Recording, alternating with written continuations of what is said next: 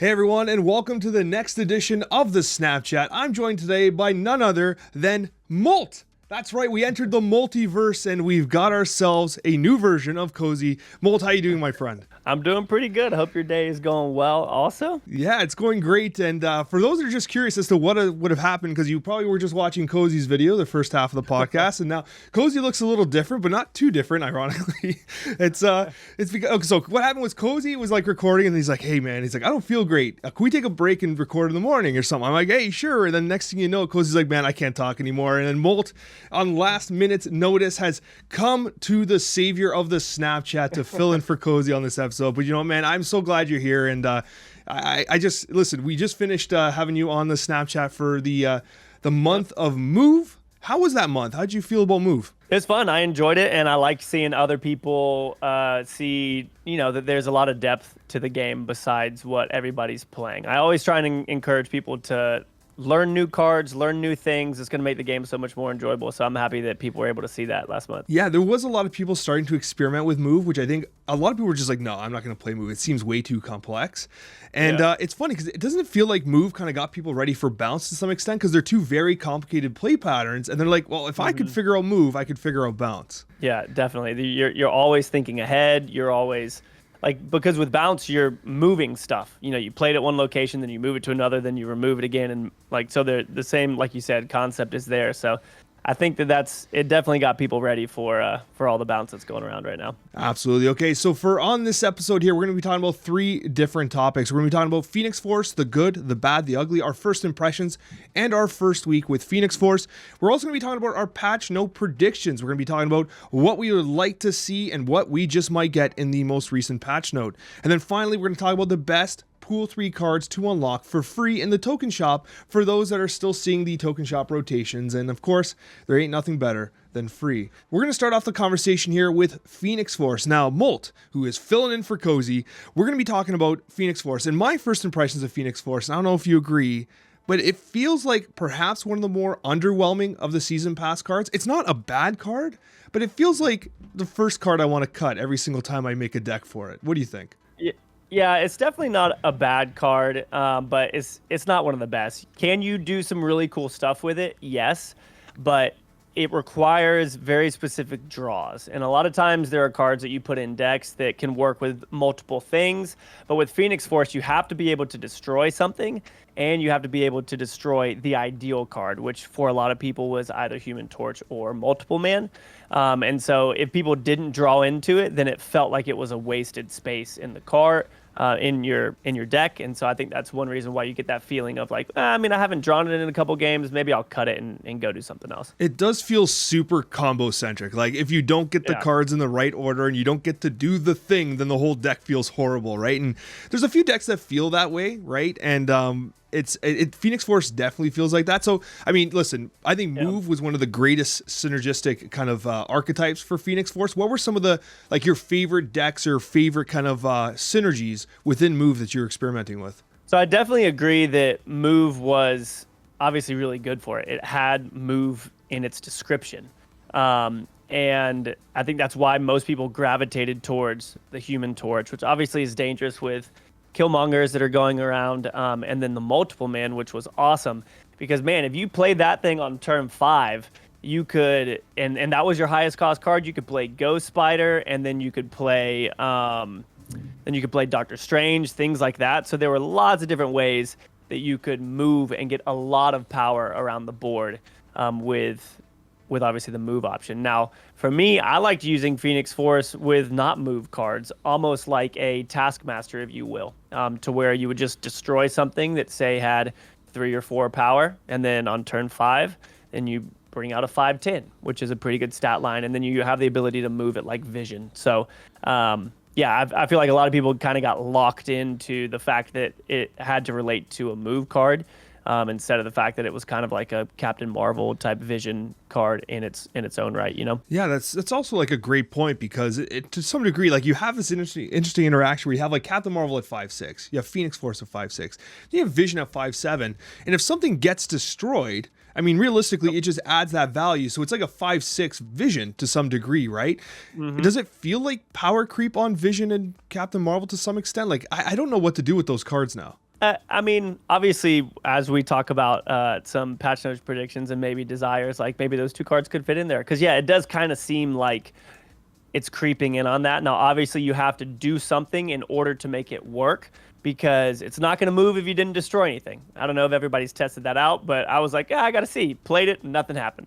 So you had to be able to destroy something in order for it to move. So it is power creep, but it requires one extra step in order to make it function the same. So yeah, a little different, but fairly similar. One thing that kind of surprised me about Phoenix Force was that, like, in my head, I felt like, okay, I can add this card in there and use it defensively. Like, if something gets Shang-Chi'd, I can bring it back. But I found myself never, ever once using it defensively. Like, if it got Shang-Chi'd, then, like, it was probably too late in the game for me to play Phoenix Force anyways. And when we were first discussing when it was first announced, like, that was kind of one of the things. It can be used defensively, and, like, it just never panned out that way. I don't know if you ever experienced anything like that at all, but... I never tried to play it defensively because, yeah, typically with Shang-Chi and whatnot, you're rarely going to see a Shang-Chi on turn 4 because typically you're not going to have 9 power by turn 3, you know, unless they try and predict something. That was one of the things that made Phoenix Force feel a little bit clunky was the fact that you almost had to have it in your hand on turn 4. Otherwise, you're risking having to top deck it. You don't know if you should destroy a card that could give you power or whatnot. So it was definitely weird feeling like you had to have it by turn 4 in order to confidently be able to make some decisions around your play style and stuff, you know? I like exactly what you're saying. And I think that it adds complexity to, like, playing Phoenix Force and experimenting with Phoenix Force.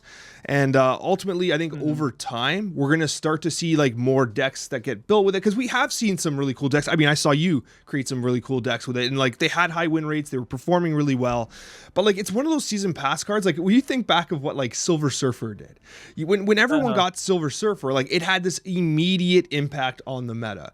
Like, I don't know about you. I'm not actually facing off against much Phoenix Force at all. Like, are you seeing lots of Phoenix Force? I wouldn't say I'm seeing a lot of it, but I've seen people play the multiple man combo and all that kind of stuff, and you can see it coming. I've been trying to implement it in other decks as well. Like, I've got a video coming out soon where I use it strictly as kind of that vision style play, but within a destroy deck. And so it's just like an option to move some of your power around, which honestly I think is where the card's going to settle more, is that you'll see people use it in a destroy deck more than you'll see people use it in a move deck. Now, obviously it doesn't work with Deadpool. It doesn't work with Wolverine because those cards exist on the board or within your hand.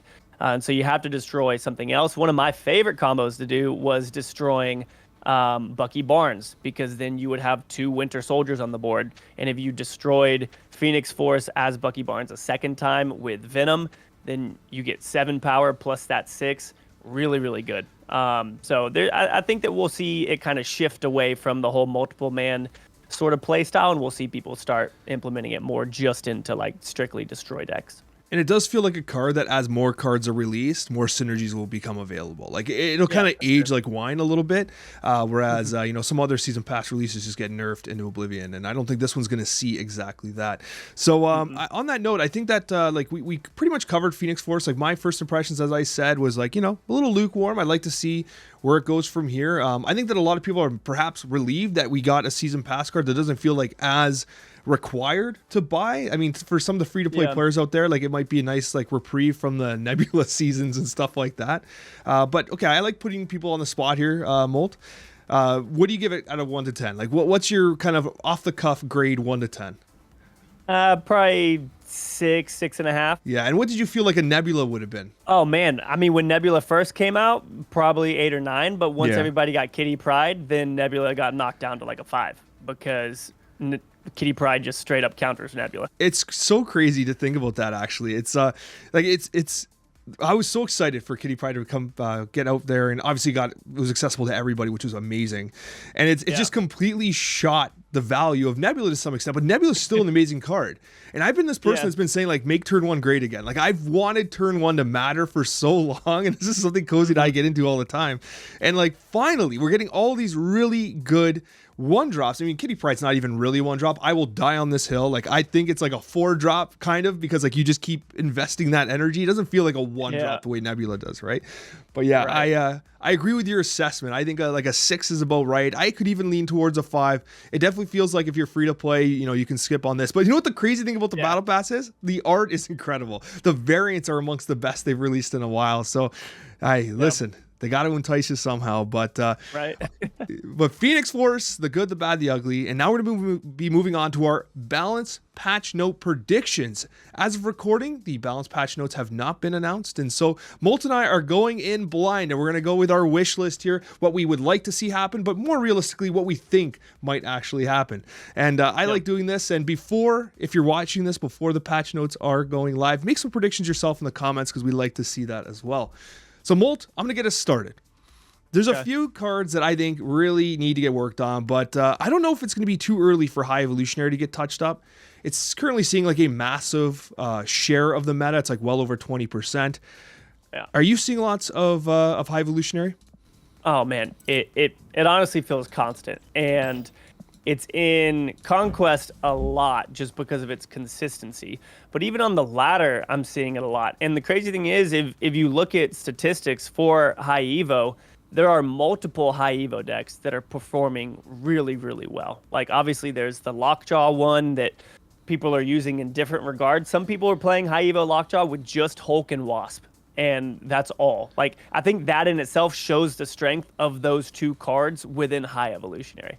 And then you see the other deck where people are using all of the other High Evolutionary cards, and those are performing well. So, I mean, I agree. It's all over the place. And one of my things I always say is I think we need a balance off of strength, but we also need a balance off of boredom. And the fact that when you see something too much for too long, I think that that's a time to change it and kind of shift it up. And so not only is it strong, but it's also very prevalent right now. So I think it'd be a good idea to hit it a little sooner than later, because later on, you know, people are going to be more upset as they get used to it. I agree with that sentiment so much. Like, I love what you just said, because I literally have recently made the argument that High Evolutionary is not bad for the game, in the sense that like its win rate is too high or it's too consistent in Conquest, which it kind of is. It just sucks to queue into the same deck 23% of the time. It just feels bad. And like, I listen, we're content creators. I can't play High Evo. No one wants me to make that content. Like, no one wants to see me do that, right? So it's like I don't play it, and I'm playing against it nonstop. I can only feel like, I can only understand, like, I begin to imagine how someone playing those mirror matches over and over again would feel, right? It's boring. And I think that Marvel snaps at its best when there is a ton of variation in the decks, not only that you're playing and you're willing to play to gain rank or to go into Conquest, but also that you're facing off against, because it feels fresh. Each gameplay experience feels very kind of new and unique. And I love what you said there, because that's exactly it. So for me, a patch note prediction. And again, I don't know if it's too early to go after High Evolutionary, because it might be something to go after in a couple weeks, or I don't know if it's even OTA worthy. I think there's probably a couple of OTA changes here. But the one of the cards that really stands out to me as I misclick here is going to be Wasp. Wasp has really emerged as like an incredibly powerful card in this archetype. Yes. And something that like has really stuck out in my mind, and this is something that Glenn had said, was around the balance of High Evo. It was originally supposed to be like a 4-6. They dropped it to 4-4. And I think that in discussing that, they said that, listen, we're going to make these cards, it feels better, if not if High Evolutionary is more powerful, but if the cards you're playing in conjunction with High Evolutionary are more powerful. It's more fun to play the big Hulk, the Wasp that does the negative, and the Cyclops that does the Eye Blast. That's the fun part, right? So making these cards more powerful and bringing down High Evo is kind of, you know, the best strategy. So I guess my question to you, Molt, can you foresee perhaps a nerf to the power of like High Evolutionary, maybe it going down to like a 4-2 or like a 4-1, just to make it that much of a dead draw, versus even going after the individual cards in the actual archetype itself? Right. I rarely see people play High Evo. I would say 90% of the time I see High Evo played, it's pulled out of Lockjaw, because it is kind of a dead draw. It unlocks the potential of other cards.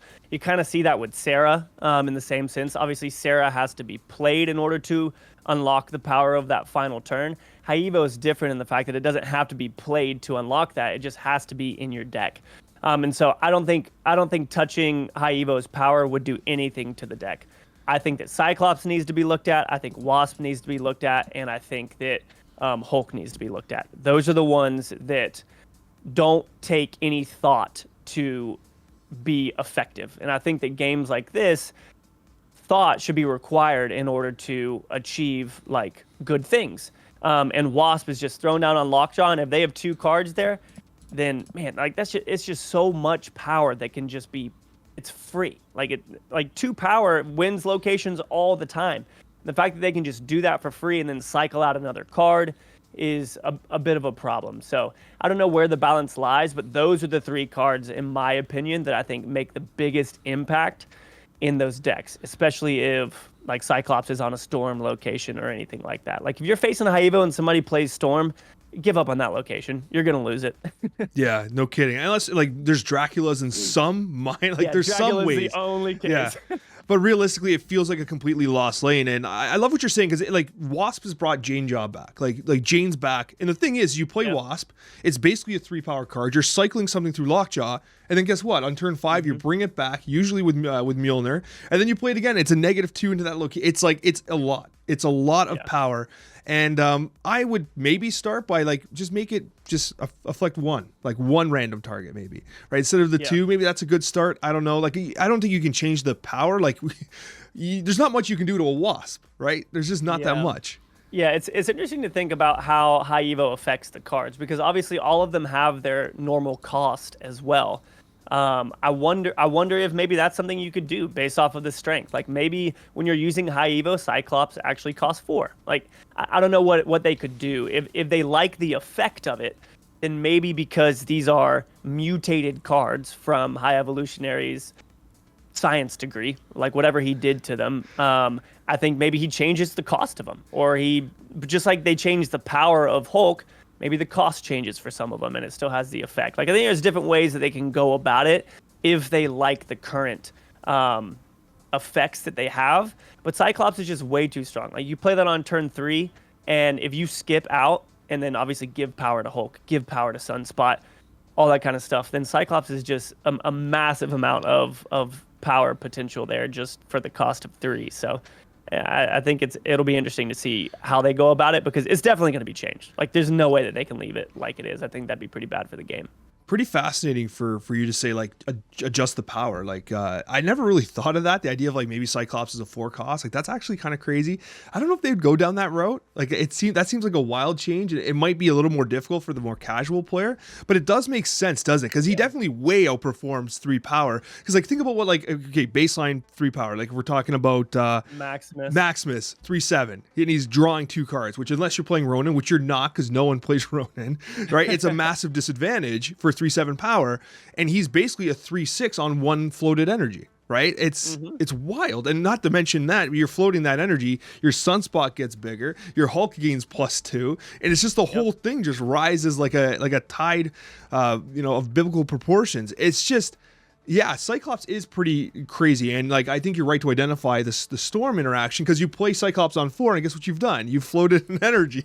So like he's doing Eye Blast right off the bat, and he's already a 3/6. So like I don't even know. Can you even change him to a 3/3? Like is that even enough? But then do you kill his interactions elsewhere? And like I mean, we're even playing on like Patriot Surfer is the only other list I think he ever made it into.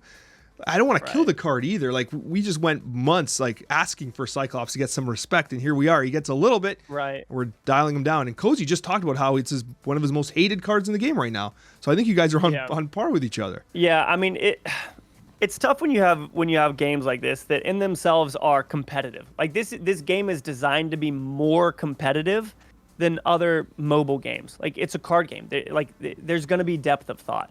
But obviously you want to, make the casual players feel comfortable as well.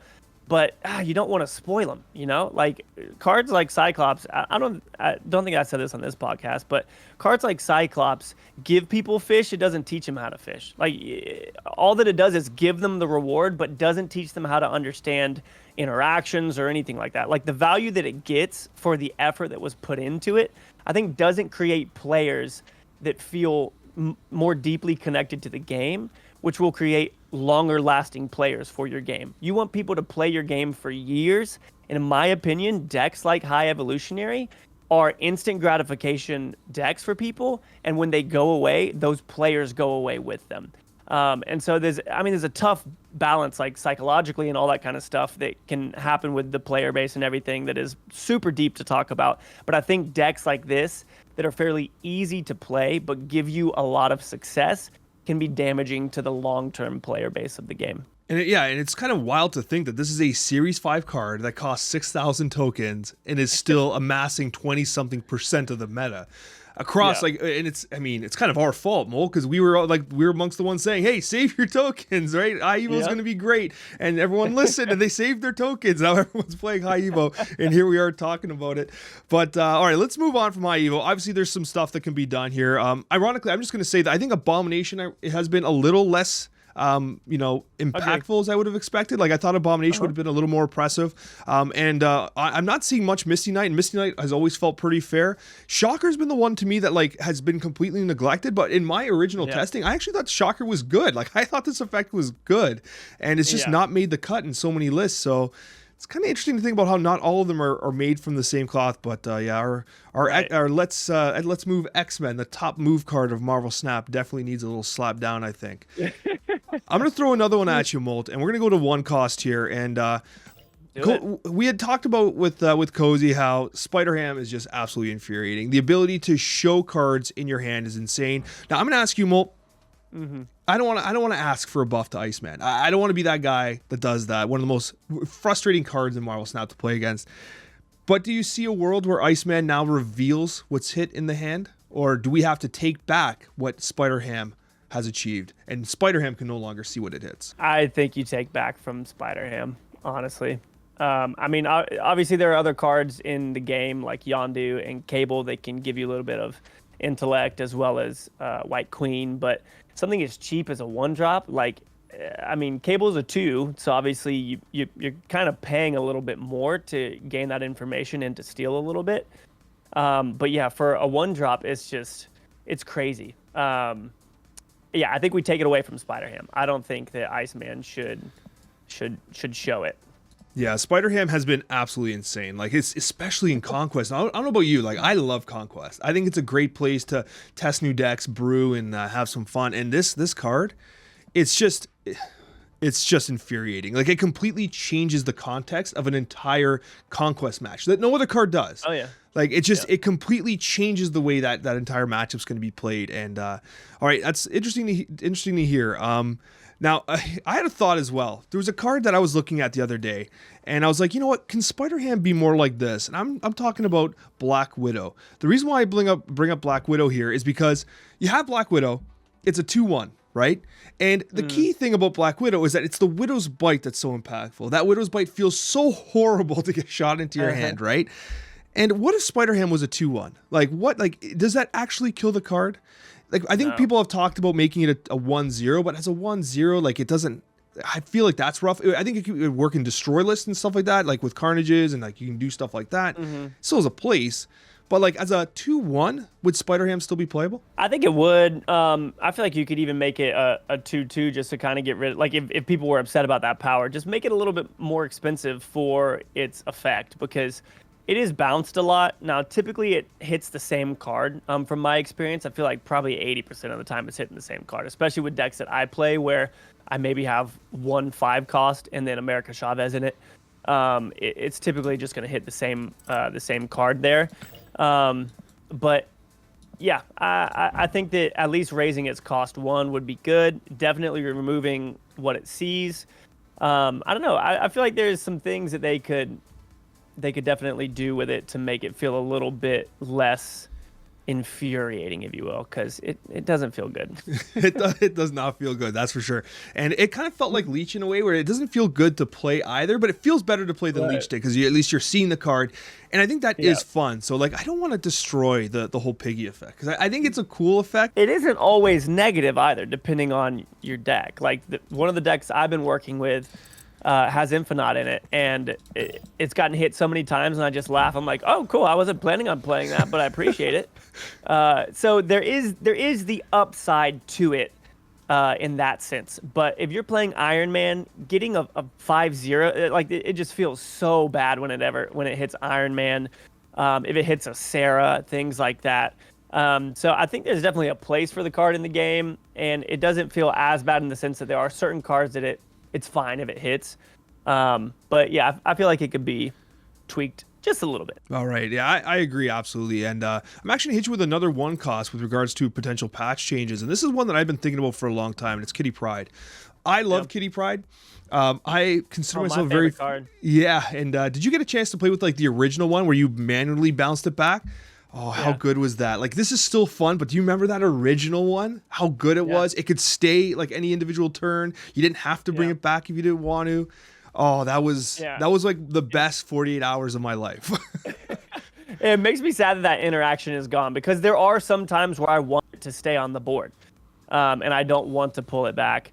My ADD mind always has to be doing something, and so Kitty Pryde fits perfectly inside of that, and I love it. But easily the strongest one drop, especially if it's drawn on turn 1, it's the strongest card in the game. One thing that I was thinking about was the priority dance with Kitty Pryde is tricky, because this is like a shower thought thing where I'm like, Kitty Pryde is annoying me. I'm facing a lot of bounce, and Kitty Pryde is like problematic because it removes the priority, and I'm holding Killmongers, right? And I play a lot of Silver Surfer, so I've been playing Invisible Surfer where I have the Invisible Woman, I hide in the Killmonger behind it, so the Killmonger will reveal at the end of the game to wipe out the board of the all the Patriots and all the Kitty Prydes we're seeing.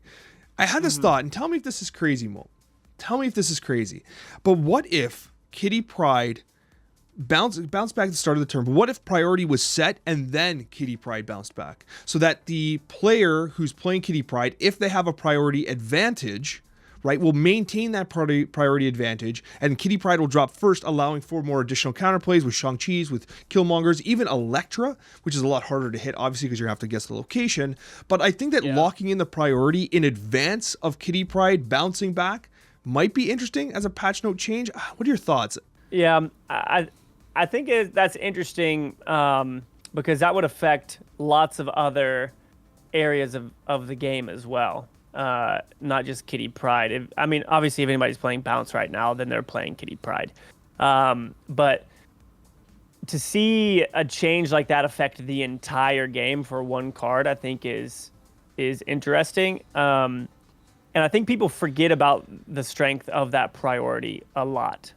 For people who maybe don't play as much or think into that type of stuff as much, they probably just think, the fact that it can be a 1/8 or a 1/10 strong. But just like you said, being able to dodge Killmonger with this is incredibly powerful. And so, I think if they could figure out a way to work around that to where, I don't know. I do think that's a very interesting thought. Again, shower thought. Didn't give that much thought to it. It just kind of occurred to me. I'm like, I'll throw it at Molt when I see him and see what he says. And here we are. Okay, I hear what you're saying. For sure. I would love, for what it's worth, even if it comes 2 years down the road, if they could just patch the original Kitty Pryde design back in. Oh, yeah. That's what I would really love, but, I digress. Perhaps that isn't in the cards quite yet. Molt, I'm going to hit you with another one. Tell me your thoughts. Jessica Jones feels like a card that has been completely forgotten. I think this feels like an OTA one. Can we just do +5? Is +5 power enough? Make her a 5/9? Do we go to +6 power to make her a 4/10? Because 4/10 is kind of like the baseline for the media condition, get the power type thing, right? You got the Atumas, you got the Typhoid Marys. Jessica Jones, is anyone really going to cry if she's a 4/10 where you don't play in that location? I think 4/10 would be pretty strong. I could see 4/9 just because of it being Shang-Chi-able or whatever. It's strong when played behind Storm, and I do see that every once in a while, but it is 100% a forgettable 4-drop. Nobody really thinks about JJ too often, which is kind of sad, because I like the concept of it, because there is a little bit of punishment in it, in the fact that you can't play on that location. And so there is a negative for the power, but is that power worth that negative? I think if they went up to a 4/9, I think that you would see it a lot more. And I think you would see it in specific interactions with things like Storm to be able to prevent potential Shang-Chi. and all that kind of stuff. But yeah, I mean, it is definitely a forgettable card that I think they could do something with. Maybe even, I don't know, make it a 3 and make it go up to 7 like Maximus, but you still can't play on that location, and that's the negative. It's not the draw. I like that. I like that drop to a 3. I never really considered that. Like, my argument for leaving it at a 4 and letting it be a 10 was that, like, you can't play it on 6. It can never be played on turn 6. If you play it on turn 5, then they know where you're not playing, for instance.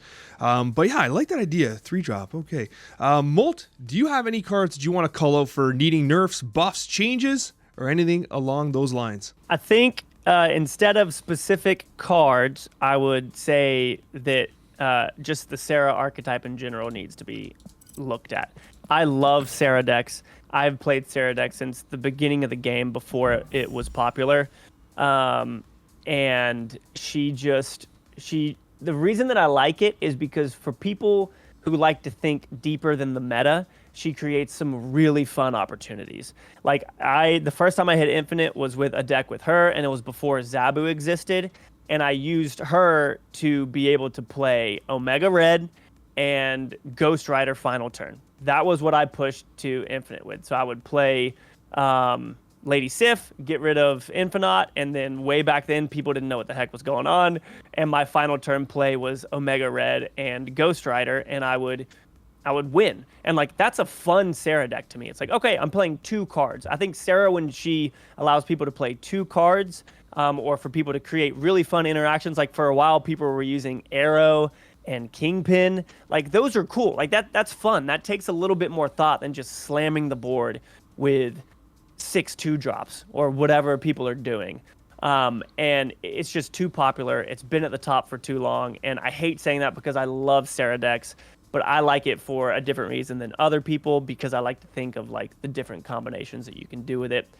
And I think a lot of people might agree that she could probably use a little bit of love or a little bit of work in a different direction because of how long she has been a top tier deck. The thing that I get back to with Sarah very often is I think about that 5-3 stat line. Like, when you thought about like what Death Wave used to be, you play your wave, like used to be in the past. You play wave on turn 5, you play 3 power, and you float 2 for the She-Hulk, everything. It's 3 power on turn 5.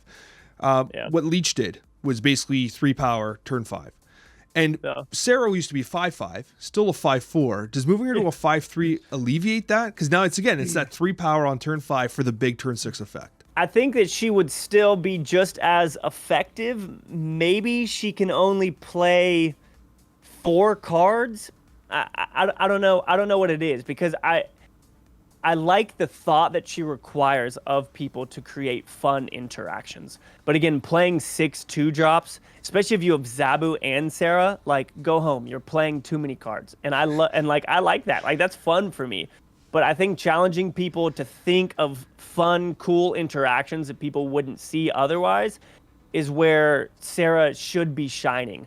And so maybe she limits the number of cards. So like, it says cards in your hand cost 1 less, minimum of 1. Maybe that goes away, and it says cards in your hand cost 1 less, only play 4, or like whatever it may be. So then you limit, okay, now I'll do a 4-drop, I'll do a 3, and then I'll do 2 2s.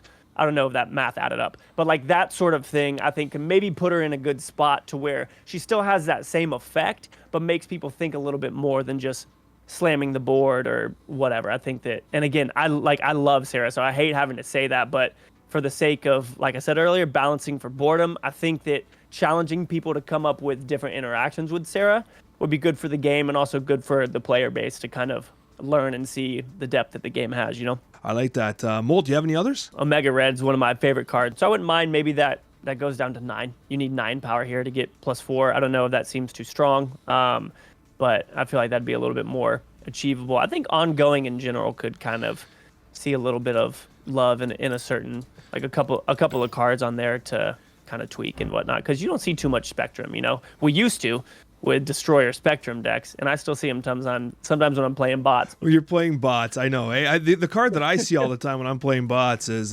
this absolute beauty. I think this has to be the international. It's a bot card right here, right? It's like the Kia comes down. You're like, well, I guess I get to snap. It's free cubes, but now those stupid bots are retreating. It feels like such a cheat. Damn it. I'm going to hit you with two more just to close out, and then we're going to move on to our best pool 3 cards. I had this thought where I'm like, I feel like Cable feels irrelevant right now. It feels like completely useless, especially when you consider we have Mirage coming as well. I don't know if changing Cable to a 2-3 does it, but tell me this, and this is something that I've tried to have debates with people in the past. Some people say it doesn't matter, but to me, I think it might. What if Cable pulled the top card, and you theoretically know that you've denied a draw? What do you think about that change? I'd be okay with that. They fixed the interaction with Jubilee, and they screwed up the interaction with Cable. So I'd be okay with that. I feel like it's such a good card for information that you would want to see it in other decks. Like I used to play Baron Mordo a good bit as well because of just its controllability and the fact that it affects what your opponent is going to do. And people always have arguments. They're like, no, Baron isn't as good as XYZ. And I'm like, well, then why the freak is the card even in the game? And so I look at cards like Baron and Cable, like you said, and it's like, I wish that would be a 2-drop that people would choose to play when they're not playing Devil Dino or they're not playing things like that. It's just a card that's used to kind of mill and affect your opponent to a certain extent. I could see Baron being a 2-4. Like, you have a really negative effect of the draw. It used to be even worse. They actually added the set the cost to 6 component to it before the launch of the game. It was, yeah. Wow, it's almost a year ago now that I think about it. It's not all that recent, is it, Molt? But I like that you called out Baron too, and ultimately there are so many cards here that could get touched up, but I'm a huge... One thing they've been doing, Molt, is that they've been touching up cards that I didn't originally anticipate. They've been doing stuff to cards that like making some improvements, and I mean, maybe Punisher gets some love, who knows, but we do have Jean Grey coming out, which might be a little bit of a Punisher card, but really it's not. Punisher still sucks. But let's talk about some of the best Pool 3 cards to unlock in the game right now. First of all, it's just a discussion about what the best Pool 3 cards are, but also it's a good opportunity for players that are relatively new to Marvel Snap, and they have the opportunity to still unlock cards for free in the token shop, to get an opportunity to, well, do exactly that and unlock some cards. So, Molt, I'll have you kick us off. What are a card or two that you think are worth picking up for free in the token shop, or just overall are the best Series 3 cards? So, we were just talking about her. I think Sarah is up there. Sarah unlocks an incredible amount of different combinations. I am the type of person who is always trying to catch my opponent off guard, and Sarah allows you to do that, because most people think if you're playing Sarah, you're going to be doing very specific things. Nobody expected the combo that I used with Ghost Rider and Omega Red, and those are the types of doors that she opens. And besides that, she's just consistent with things like Shang-Chi and Sarah Control, just very, very good right off the top. A sneaky one that I've been playing more, that I imagine you have probably been playing as well, is Shadow King. Especially in this meta with Hitmonkey and Kitty Pryde. Depending on priority, you can frustrate the crap out of your opponent on final turn. And I used to think that it wasn't that good of a card, but that was before Kitty and Hitmonkey started getting to where they are. And so depending on if you're someone who likes to play Silver Surfer, things like that, it can fit within a Sarah Control deck as well. Shadow King is a great card to play on a location and then play another card. Say you're playing Kitty Pryde, you play Shadow King, then you play Kitty Pryde, pretty much giving you that location. So that's one that I've actually been enjoying playing lately. This is why Cozy and I love having you on the podcast, because you bring out these massive curveballs that no one else would have. Shadow King just got recommended as a pickup as a free three cost Series 3. Awesome. I love it. I love that pick. And while we're here, I mean, we got to take a second to talk about Silver Surfer. Silver Surfer recently dropped down to Series 3. It unlocks a whole new archetype. Every single 3-drop that gets added to Marvel Snap, the question becomes, does it work in Silver Surfer? Right? This is a card that you could basically unlock for free with like absolute confidence. It's one of my favorite cards in the game. I cannot stop playing Silver Surfer Molt. Just like with you with Move, for me it's Silver Surfer. Silver Surfer was the card that I got my first Infinite Avatar with, or whatever, was a Sarah Surfer deck that had Shadow King in it. And Shadow King was one of the more impactful cards in the deck. So that's why I say that. And it's funny you mentioned if a 3-drop comes out, it's like, does it work with Silver Surfer? You know, same thing if a 4-drop comes out, it's like, oh, will this work with Zabu? Like, it's funny when there are cards like that define an entire cost of like cards. So yeah, Silver Surfer is, I would totally agree with that pick. Now, one card that people talk about very often, and I want your take on this. Doctor Doom gets recommended very often. Do you still feel that with the recent nerf to Doctor Doom, he's worth the free unlock. Yeah, especially in relationship with another card that I imagine is on both of our lists, which is Wave. Yes. The Wave Doom interaction is incredibly strong, especially if you're thinking ahead, like a good chess player should be doing. Always. Then you can plan for that. You can lock things down with Storm. You can lock things down with Goose, and being able to add that 4 power behind it with Doom is really, really good. Doom is 100% on my list as well, just for its spread ability. You know, not that much power in one location, but especially in relationship with Wave, I feel like it's up there. It's pretty solid. I hear that. I respect that. And Wave's actually my number one. Like, Wave was the one that I've said to people, like, if you see Wave, you just snap it right up. Like, it's too good. It activates too many different decks. It has been forever relevant in the Marvel Snap meta. It's never been a card that's like, oh, I have Wave. That sucks. I can't play this card. It's always been a Right. card that has had a place in the meta in like legitimately top tier decks over and over and over again. I think Wave's an absolutely confident one. It's funny you said Sarah. Sarah was at the top of my list as well. But kind of staying at 3 cost here. There's a card that I think is being slept on, which I think we kind of forget how impactful it is, and that's Mystique. Like, Mystique feels like, yeah, it's on your list as well. Like, isn't it really just the ultimate combo enabler? Like, if you see Mystique there, I think it's one of the ultimate pickups. Yeah, Mystique is incredibly strong in, again, the versatility and being able to catch your opponent off guard. One of my favorite decks that I was playing recently was a bounce deck that had Iron Man in it, which was why Pig was so frustrating to me, because Iron Man was my highest cost card. And just playing Iron Man on 5 and then Mystique on 6 with another 3-drop, or Kitty in a 2-drop, like, man, it just opens the door. You see it played with Darkhawk, you see it played with Devil Dino, you see it played with Patriot. There's so many different scenarios that you can use it with. I mean, heck, you could use it with Claw, and nobody's going to friggin' expect that. And you're just going to catch people off guard. And that's what the game is about. And I feel like that's when you can pat yourself on the shoulders, when you do something super unique with cards like Mystique. It's really, really fun.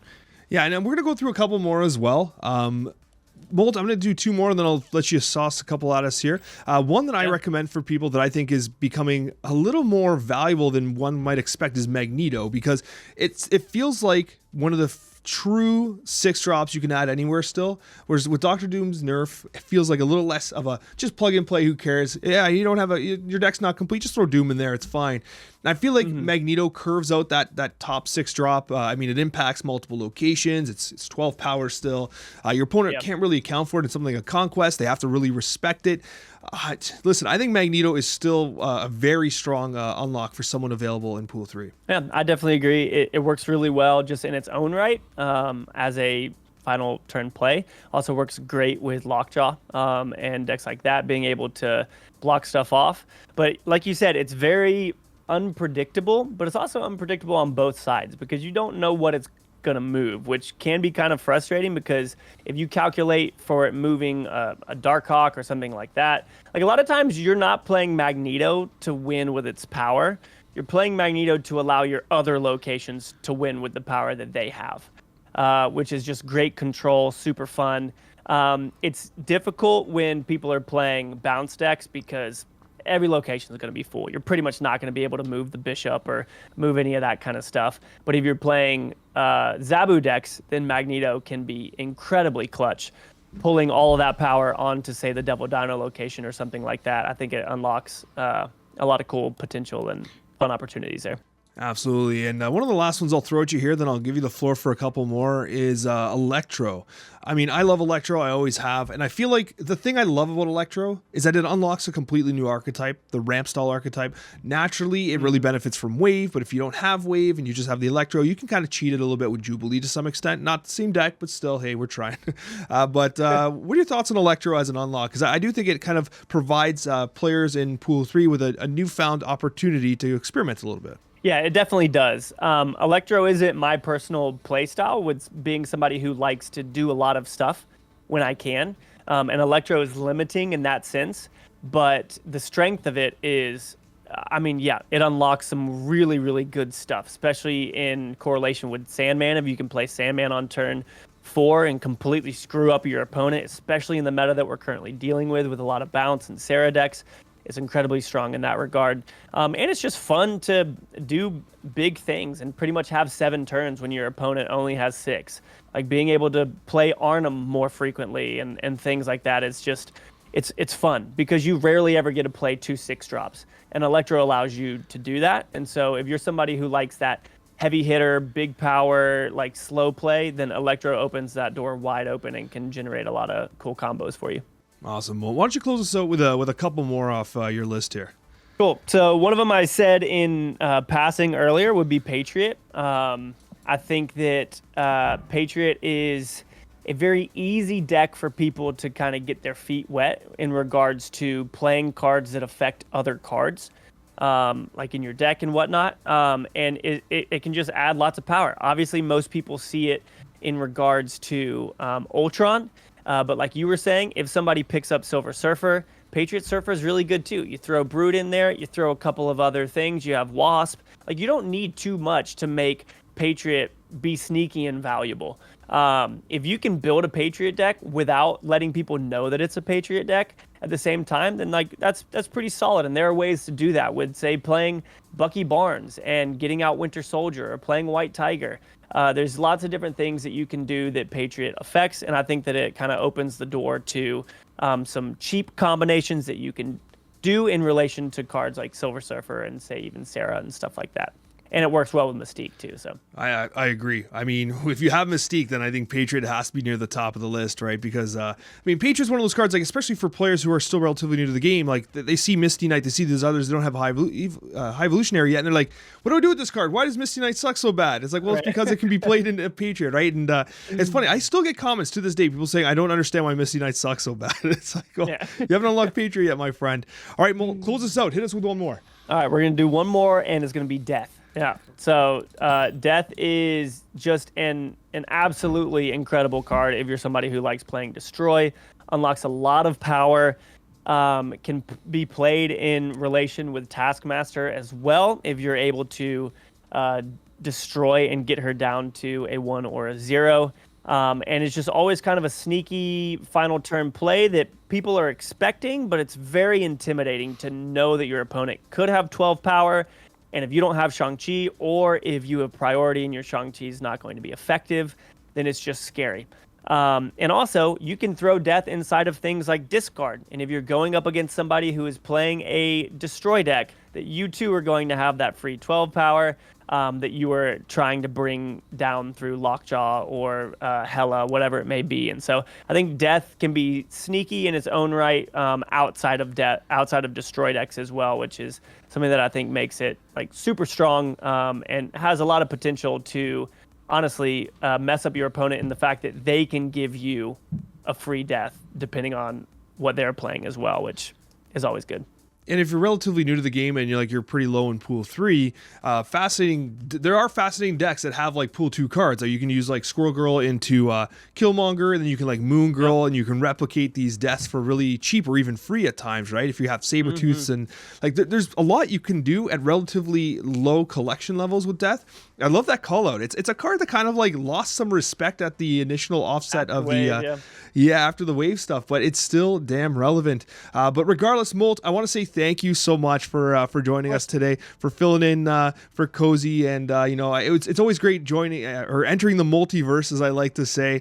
And guys, we're gonna have links to Molt's content down below. You got, I mean, it was just move season. You all know who Molt is, literally the master of move, and guess what? He's a master of Marvel Snap as a whole, guys. Definitely check him out.